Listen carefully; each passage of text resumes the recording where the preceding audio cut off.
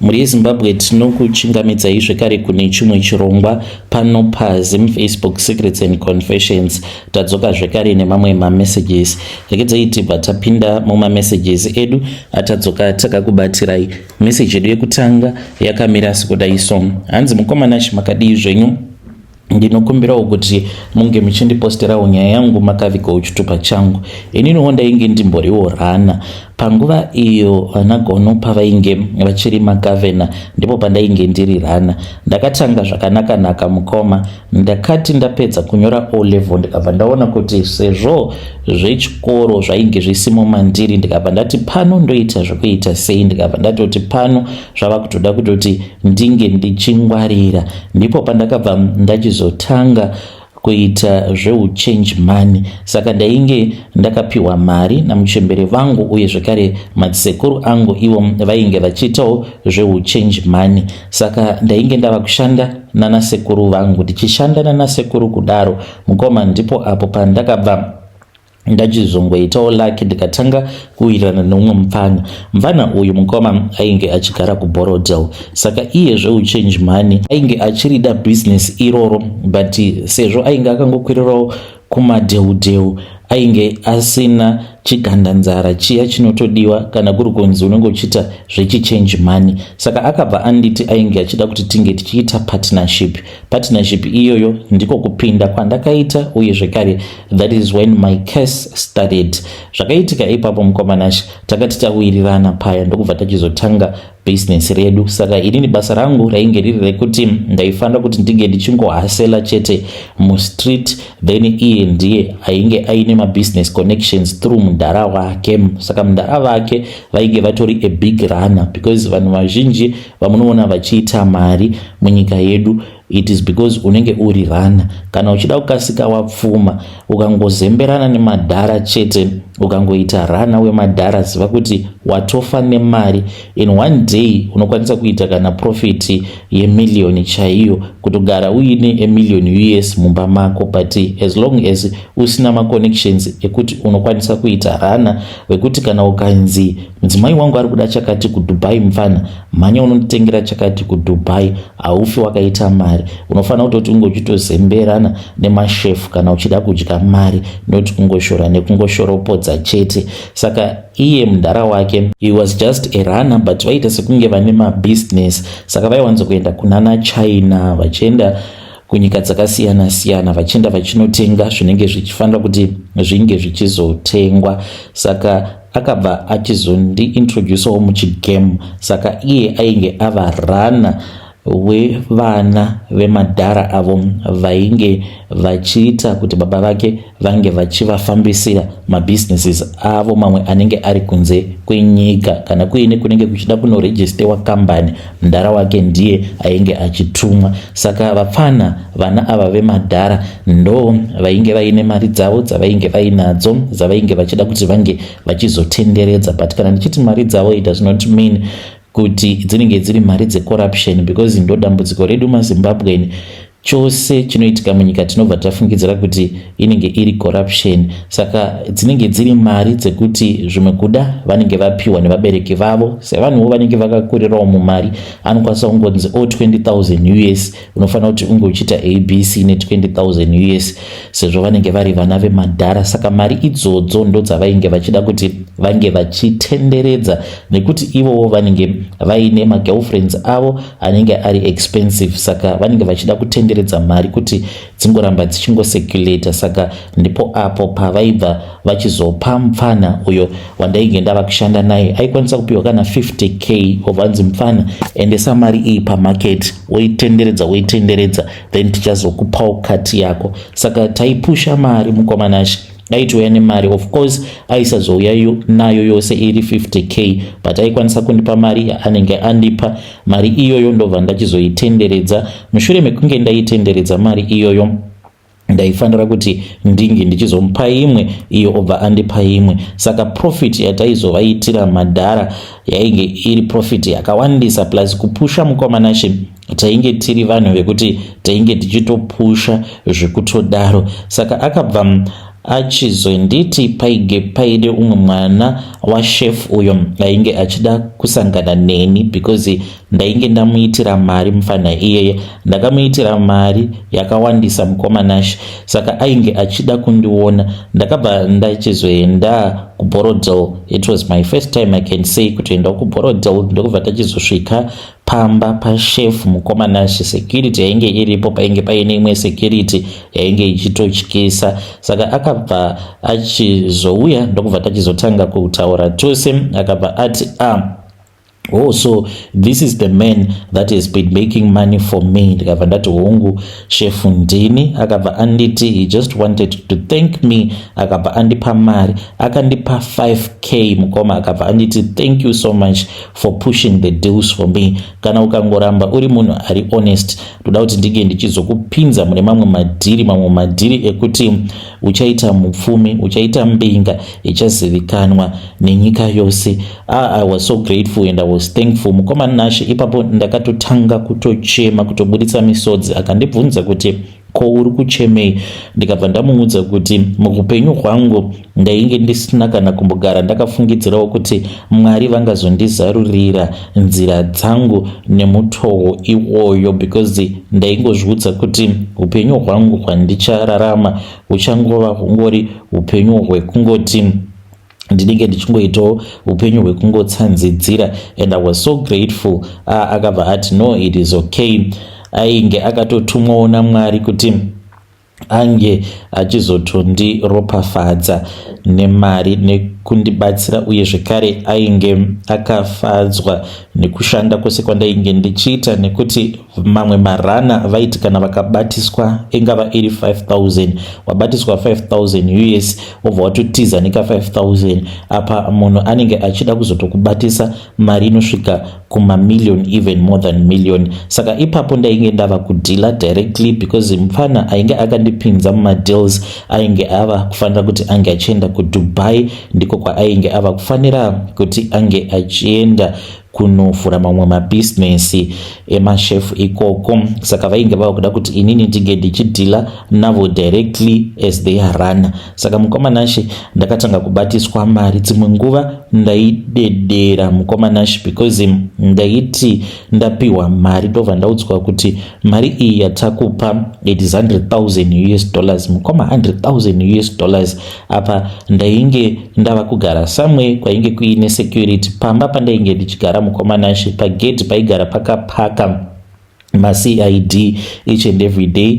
Vaitoti makuseni paitova paine maCID vaipinda shift votochinjana vouya nemotikari yavo, then usiku pouya vamwe. Ipapo ndainge ndava kugara ndakagadhiwa, because mari dzandainge ndava kubata ipapo dzainge dziri mari dzainge dzichityisa. Mufana wekuDubai ndainge ndichicommunicata naye mune mamwe madeals. Saka ndakati ndichibatiswa mari yakawanda kudaro, munongoziva kuti as a person unenge uchidawo kuti unge uchizoitawo move on, utange kuitawo zvaunenge uchifungidzira kuti kana ndikazoitawo ABC maybe zvinokwanisa kuzondibatsira. Hapana paungazongoda kungoramba uri rana for the rest of your life. Vose vaya vandainzwa vachinzi vaizongo tiza nemari kunyange kari kamari kashoma. Ipapo ndakatanga kunzwisisawo kuti as a man unenge wava kudawo kuti unge uchiva independent, unenge usingazodi kuti ungoramba uri panzvimbo imwe chete uchingoshandiswa as a runner. Saka ndo panozotanga maproblems ipapo, because ivo vanenge vachida kuti ungoramba uchingovashandira. Ende kana uri runner wemachef mukoma, freedom panenge pasitomborina, because unokwanisa kutongoti wakarara nemudzimai wako, call yotopinda ubva watonzi mufana driver enda kuKariba. Izvezvi pamwe panenge pari pakati peusiku mukoma, wotomuka. Kana watomuka wava kutopinda murodhi wava kutoenda. Ende nguva zhinji unofanira kuti unge uchiita madhiri ako uri wega.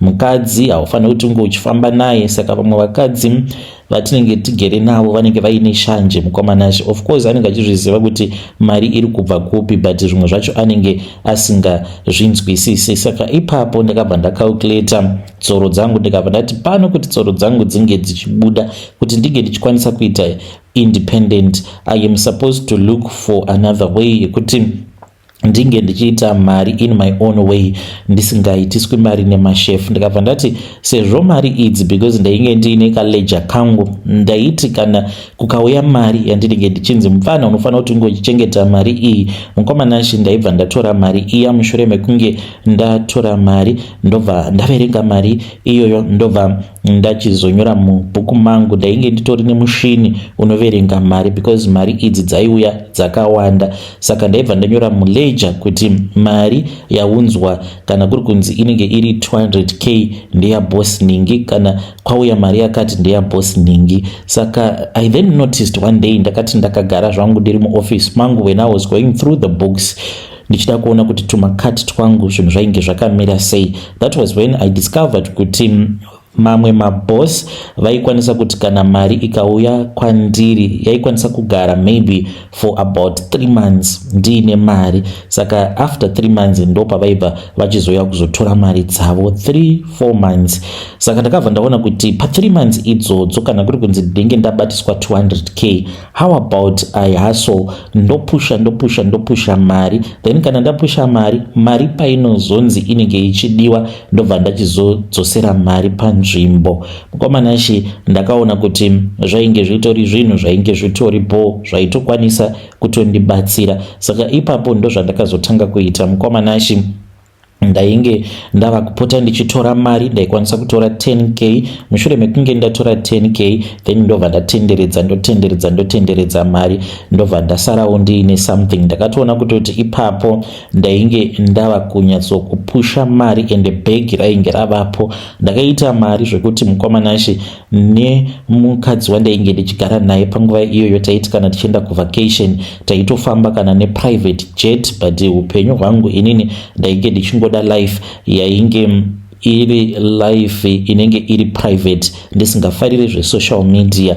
Kana musikana wandainge ndichifambidzana naye ndakabva ndatomuudza kutoti handichatodi kuti unge uchiva that active too much kumafacebook, nekuti ndo zvandainge ndakaudzwawo nemashefu angu kuti haufaniri kuti unge uchizova too much in the public.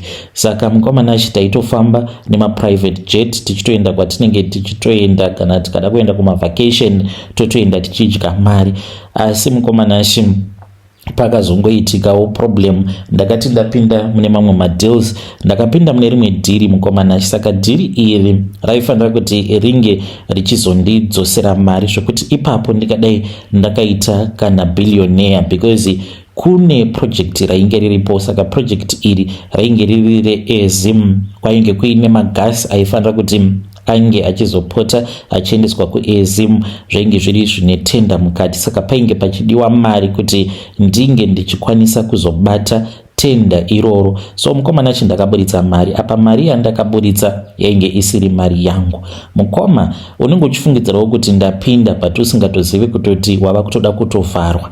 Saka sezvo project iri rainge richazondipa mamillions nemamillions, ndakanzi kana uchitoda kutorihwina project iri mufana unofanira kutoti unge uchitodonedza munhenga, ende unofanira kutoti unge uchitodonedza munhenga zvekutorevesa. Saka mukomanachi ndakabva ndachizongozvipa zvivindi, ndikabva ndati kana kuri kunzi ndipo pandichapfumirawo apa, because plan yainge iri yekuti ndinge ndichibuda munyika, plus ndainge ndava nemaconnections ekuRussia. Saka ndokwandainge ndichida kuti ndinge ndichizopota ndichienda ikoko kuRussia, then ndobva ndachizonogadzirisa rimwe dhiri randaikwanisa kuzohwina ikoko, then ndobva ndachizotanga kuunza oiri munyika. Saka painge pachida mari mukomanashi. Ndiri kutotya kutokuudzai figa yeamount yemari yandakavharwa mukomanashi. Ndakavharwa $500,000 mari yainge isiri yangu. Saka sezvo mumba ndaigara ndiine mari dzemashefu dzakawanda, ndakatorawo 50 apa, ndikatora 50, ndikatora 50, ndikatora 50. Sezvo ndainge ndichizviziva kutoti it was a done deal, ndakatora $500,000. Mushure mekunge ndatora $500,000 iya, ndipo apo pandakabva ndachizoenda ndikabva ndachizonopa vakomana vaifanira kuti vange vachiita process the deal.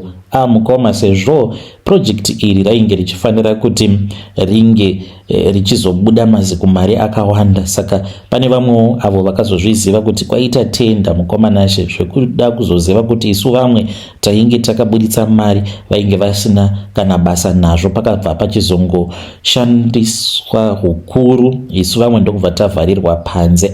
Mukoma, ndakafenda kutodona pasi chaipo, because pandakangoudzwa kuti mufana madhiri aya atodhakwa apa, mari takatoshandisa, mari takatodya nechekare. Ende zvechokwadi mukoma, ndaitozviziva kutoti mari dzainge dzatobuditswa munyika nechekare, because madhara andainge ndakadhila navo ivo vane mabusinesses avainavo kunze kwenyika. Saka kana ukatongomupa mari yaunenge wamupa, even the next day kunyange ukazosvika pamba pake neriot, mari iyo yamufe makaiwana, because inenge yatobuda munyika nechekare.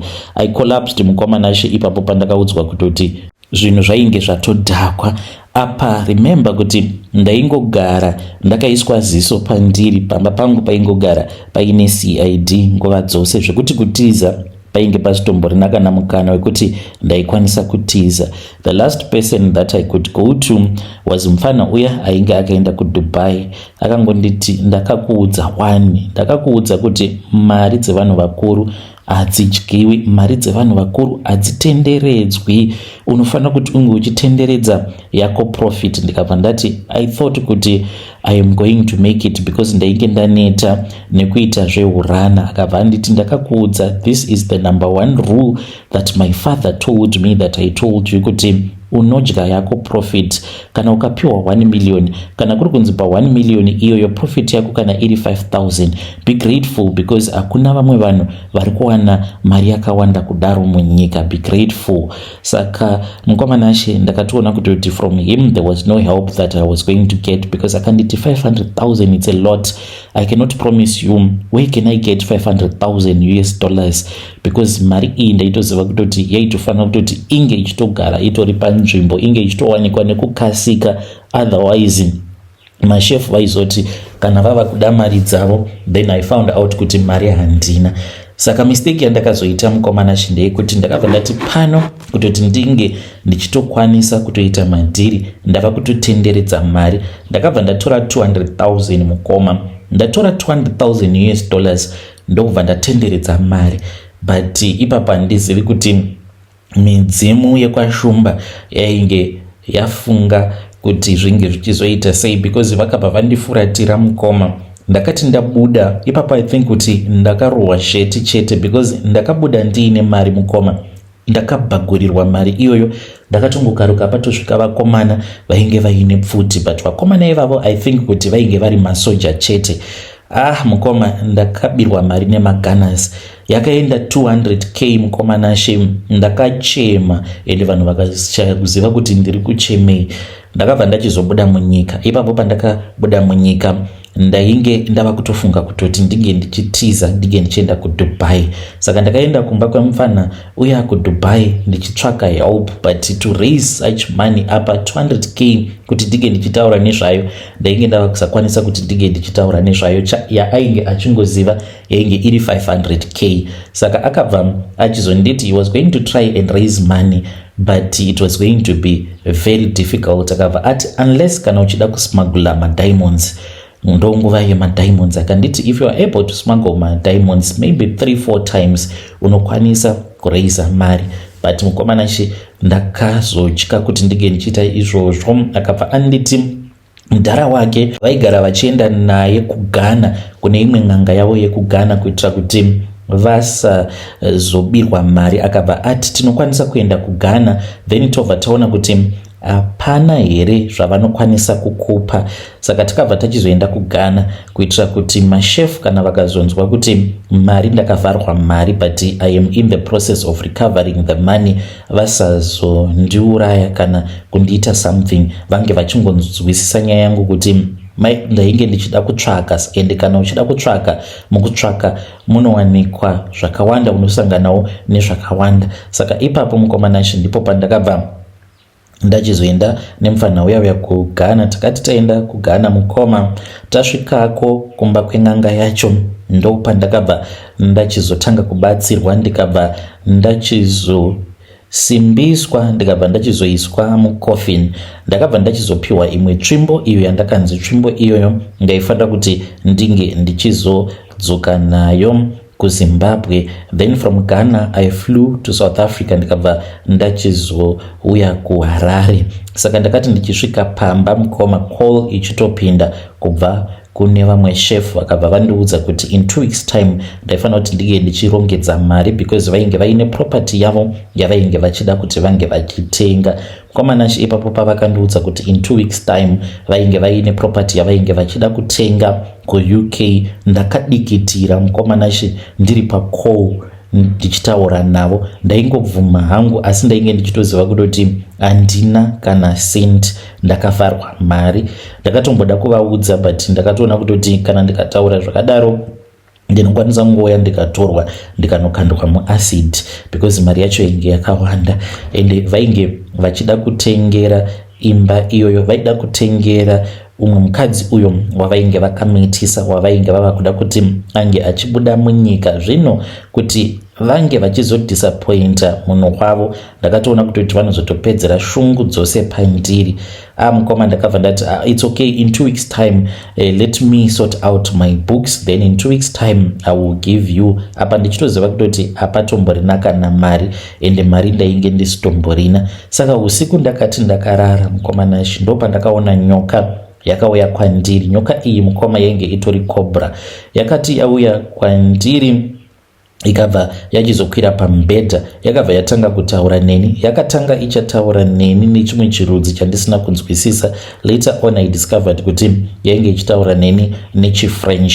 Saka yakabva yachizoti kwandiri yava kutanga kutaura neni zvandainge ndonzwisisa manje. Ikabva yanditi uri kuda mari, ndikuzviona kuti uri kuda mari, ende ndaona wazvisungirira. Nyoka iyoyo yakandiudza kuti a day before vasati vauya kuzotora mari yavo, nekuda kwekuti ndainge ndisina ikwanisa kundipa mari yakawanda kudaro, I was going to commit suicide. Yakabva yachizondipa option, ikabva yanditi ndinokwanisa kukubatsira, mari yauri kuda imari shomasa, asi you are supposed to give me something back. Ndikabva ndati uri kuda chii? Yakabva yandiudza kuti ainge paine umwe musikana uyu, she was pregnant for me, and ainge asingadi kuti ndinge ndichizviziva kuti ainge aine pamuviri pangu. Ndikati sei asiri kuda kundiudza kuti ane pamuviri pangu? Ikabva yanditi nekuti ari kuda kuzoclaima maintenance, because iye anozviziva kuti une mari, ende anofungidzira kuti mari yose yaanoona mumba mako imari yako. Saka ari kuda kuti kana azvara mwana then over achizokuendesa kucourt over anoclaima maintenance, kana kuti okumanikidza kuti unge uchizomuroora. So ipapo mukomanashi payakandiudza zvose izvozvo, ndakabva ndatongoona kuti I had no choice mukoma. The devil had came to me and ndainge ndichida help, and the devil was going to give me the help that I wanted. Nyoka iyi yakabva yanditi wabvuma here? Ndikabva ndati ongo ndabvuma. Yakabva yachizoshanduka, ikabva yachizoita mukadzi, asi chiso chake ndainge ndisingachione. Ikabva yachizotanga kurara neni, ndiyo yainge iri pamusoro pangu. Komanachi ndainge ndisati ndakamborwadziwa nebonde zvakadaro. Ndakanzwa sekunge yainge ichindidya sikarudzi yangu. Mangwana makuseni mukoma, sikarudzi yangu yakamuka yakaparara kuita kunge sausage, yakadyika sekunge zvinoitika kana sausage ikabikwa ichiita zvekukanywa. Ndo zvakamuka zvakaita sikarudzi yangu. Kokurwadza ndainge ndichinzwa kurwadziwa zvisingaiti. Saka ndainge ndichinzwa voice rainge richitaura neni, voice rakandiudza kuti ndainge ndisingafaniri kuti ndinge ndichienda kuchipatara.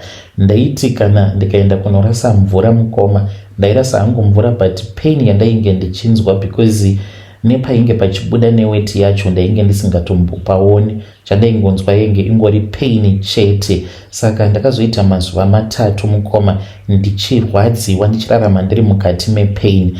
Then ndo pandakabva ndachizoona mari. Ndakaona mari mukoma nachizuva rekutanga mari iyi yainge iri 450. Then zuva renumber 3 ndikaona futi imwe mari yainge iri 450. Saka after each and every 3 days ndaiwana 450,000 US dollars mumba mangu.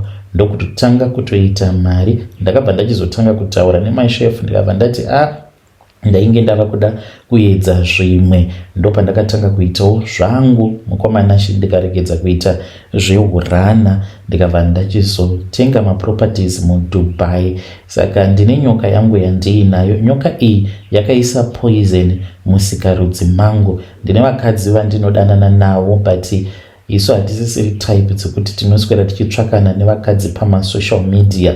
Isu tinodya vana vanenge vari top notch, vakadzi vekuti havatotendedzwi kuti vange vachifamba, vakadzi vanenge vakaberekerwa mari ndo vakadzi vatinodya ivavo. But mukadzi woga woga uyo wandinenge ndichirara naye, mukadzi iyeye ndinosiya poison muchibereko make. Izvi zvinotongoitika whether ndada kana kuti ndinenge ndisina kuda, nekuti paya pandakaitwa bonde nenyoka, pandakamuka sikarudzi yangu yakajigika zvechokwadi. Nyoka iyoyo yakarara ichindidya sikarudzi yangu usiku hwose, saka yainge ichiisa poison musikarudzi mangu. Ndiyo secret yangu yandiinayo. Kana mukaposta nyaya yangu muzondizivisawo, ndichange ndichizotevererawo ndiri mucomment section. Vedare ndo message iyo yandakatumidzirwa ichibva kuna mukoma vedu avo. Zvakangooma hazvo vedu we. Strange things indeed they do happen in this world. Naimi kozva zvakangooma hazvo vedu we. Hanzi namukoma vedu ava, I was a runner, ndikazoshandisa mari dzemashefu ndokubva ndachizoenda kuGhana kwavakazonopiwa nyoka iyo urombwa. Strange things indeed they do happen in this world.